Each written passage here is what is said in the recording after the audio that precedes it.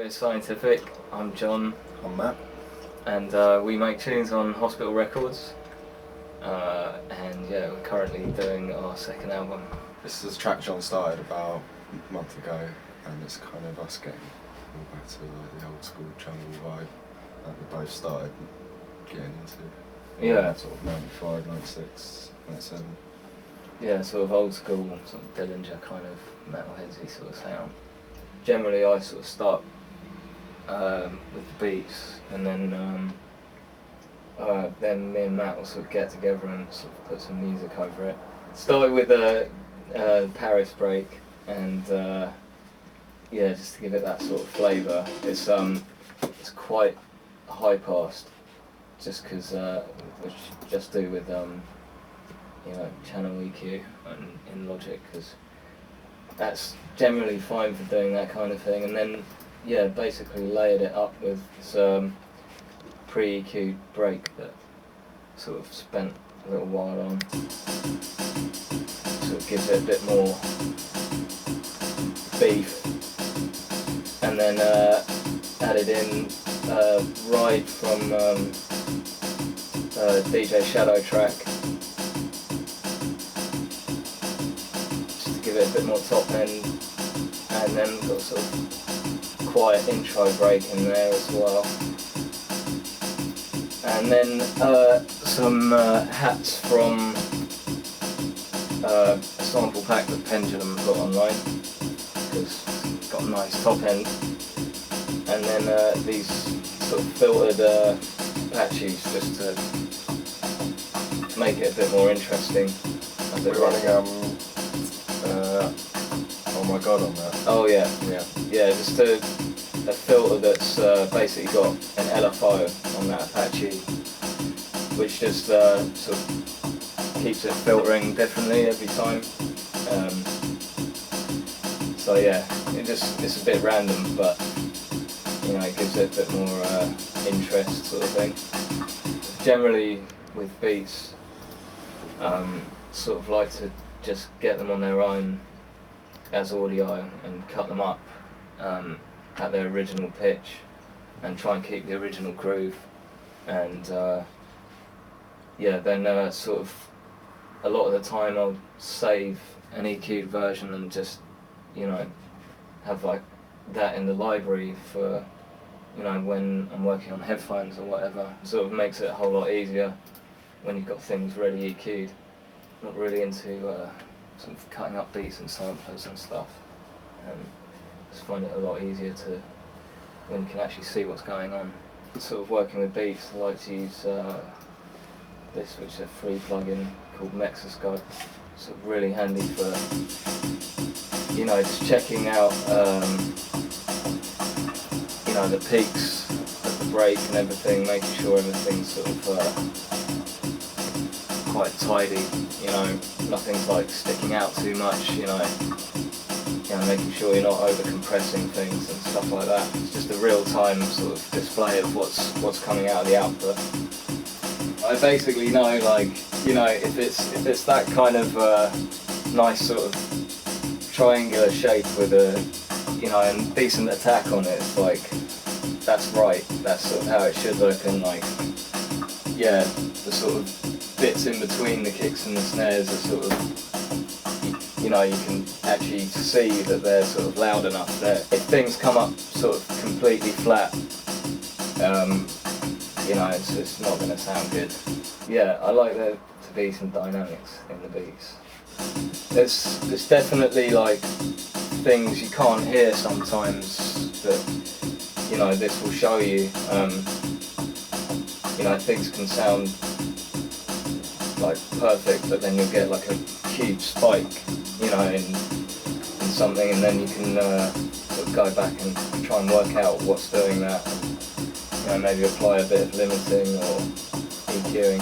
Yeah, next up we sort of, you know, got a little bass stab in there. It's sort of meant to sound like that sort of Dillinger-y, sort of distorted 808 bass, which basically is something we've done in audio on another day, you know, and just put it in our sample library.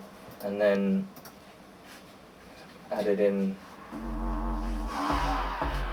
this, which is from the virus, isn't it? Something sampled out of our virus synth, and basically applied a bit of distortion, and it's just got a weird side effect, hasn't it? It sort of gives it that sort of weird reverb. It's a late thing. distortion. Yeah. Yeah, it's just a sort of bit of a happy accident. All the bass sounds, pretty much something we do on all of our tunes. It's sort of, yeah, just split the bass sound into the top end and the bottom end. You know, just so you got control over the sort of texture of it, and then you just got the sub just doing, so if you add in the sub underneath, so then that's just the sub. That's the just the top end. You know, it's got a quite big sort of peak there to just sort of bring it out of the mix a little bit. The guy who cuts my dubs actually said there is a chance that you know, you can end up with a bit of a phasing issue, but I don't know. It's always seemed to work, hasn't it? Well, here it's about 240 hertz. It's kind of different for. Depends, you know, if you're playing higher notes, because you don't really want those to disappear. And it depends what kind of mid-range you want out of the bass as well. But in this case, yeah, 240 hertz sort of. So you still get the roundness on the sub, you know, the bit around the kick sort of area. Yeah, you sort of high pass at the same point there or thereabouts. So Yeah, for the string section, it's a sample off of an old library record from the early 80s, and just chopped it up and stuck it in the EXS. I had it sitting in the EXS for years and never really gotten around to using it. So, yeah, it just seemed like the right tune. Yeah. Sort of, it's got that old sort of 96 sort of vibe about it. Yeah. What have you done to that? Cut all the low end, well, just about all of it. Like, Yeah. we tend anything that isn't sort of like a subby sound or a bass sound, just kind of cut the low end on it. You know, just give all that space up to the bass and the beats. Yeah, your overall mix generally louder then. Yeah, and the breakdown in the middle of the track, stuck a high string over the top. It comes out of was it a JV 1080? Yeah. Well, it's actually out of the JP 8000, but it's the same. Yeah, same sound. Same sound. It's just sort of classic. Like a typical classic old school high string. I've had that sitting in the EXS for years as well. Occasionally wheel it out. Yeah, it's bleep sounds from things from the virus. It's been as well sitting in our sample library for a long time. Got a stereo delay on it and channel EQ.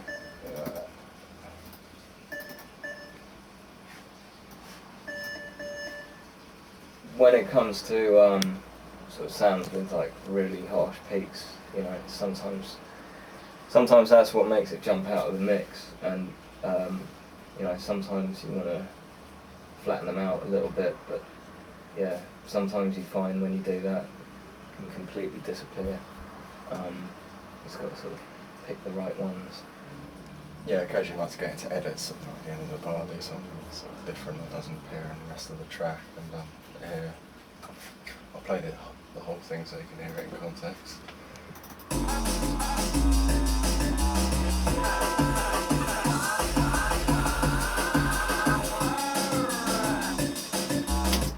So for that edit, I've got a few samples here. That sort of classic, old school jungle sort of sound, you know. And I'm using Effectrix, and you've got a whole range of different effects here that you can just draw in, and it kind of, when the sound comes in the bar, the sequence starts running and you can just draw in different effects.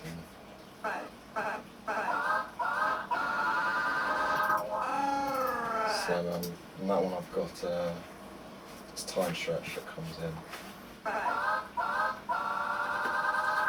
Just stretches it at that point. And I've also got, just making it kind of sound sort of slightly double. Yeah, and then got really sort of short vocal sample that just looped up in that sort of old school fashion, and yeah, it's basically filtering up. Yeah, basically it's just got a filter with yeah, just sort of good for sort of build up.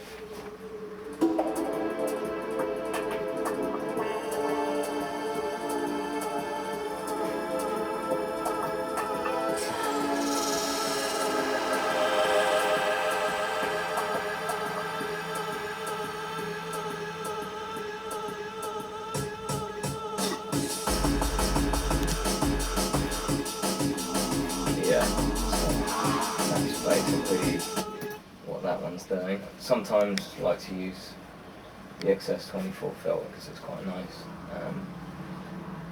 But in this case, yeah, I've just got the oh my god filter.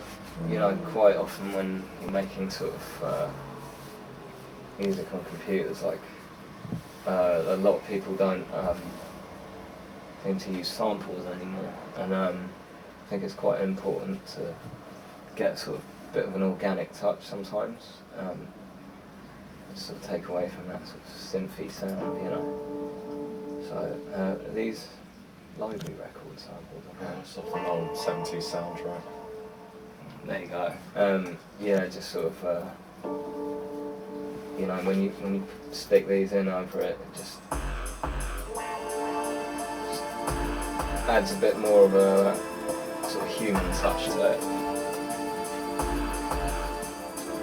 Often we have to sort of retune samples, but with this one, it's just lucky they just seem to be key.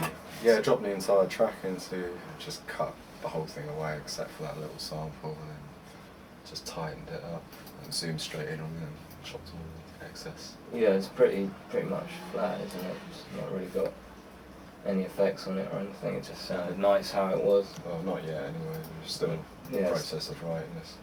Yeah, and then got some little samples just to add a bit of detail. Just done those in. Those ones are in the EXS. I don't think they're in tune. Yeah, yeah. So to stick them in, and then you know, you're able to. I think on that one we're using the Vogue. It's a Sugar Bytes plugin, which has a nice preamp on it, just for kind of bit of warming up the overdrive. sound. Yeah, these sounds which are From the Roland 727. yeah. Basically, we have in our EXS 24 library, we've got a sort of huge collection of where is it? Yeah, huge collection of sort of Vintage drum machines. yeah. You know, it's good to use for these kind of things.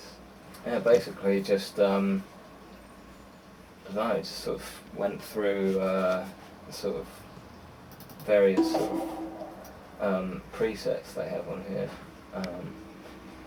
and just found the one that sort of like fit nicely over the mix.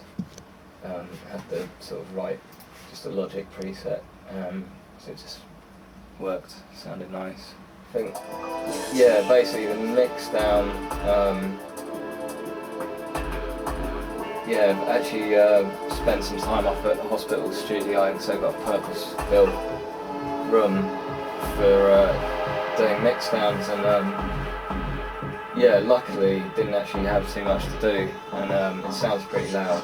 And already taken it there and basically got it sounding pretty much, you know, how it should do.